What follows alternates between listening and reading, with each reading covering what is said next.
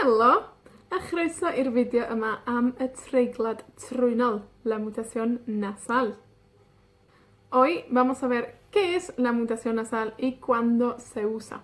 De las 9 letras que pueden mutar en galés, solo 6 pueden tener una mutación nasal. ¿Cuáles son las letras?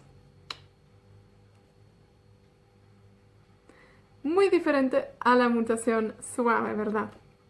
Bueno, el cambio en la pronunciación es así. La P cambia a MH. La T a NH. K, NH. B a M. D a N. Y G a N. Se llama mutación nasal porque el sonido sale por la nariz. No podemos mutar así. Suenan raros así solos, ¿verdad? Tenemos que verlos en ejemplos. Entonces, ¿cuándo ocurre una mutación nasal?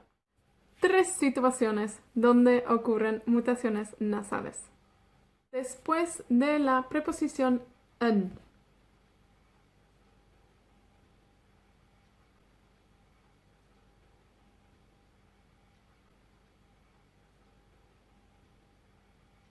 Noten que la en cambia para ayudar, para facilitar cómo fluye la oración, ¿verdad?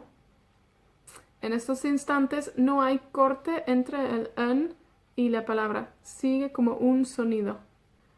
En relew, en Hannover, en Buenos Aires, en Hikaren. Después del pronombre posesivo primera persona singular, v, mi o mis,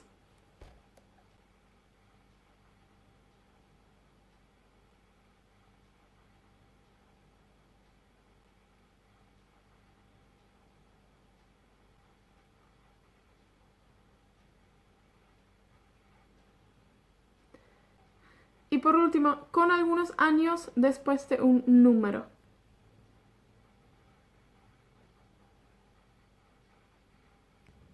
A tener treiglad trwynol. Hay 2 mutaciones más en galés, el treiglad meddal, que es el más común, y el treiglad llais. Diolch am wylio. Tan tro nesa. Hwyl!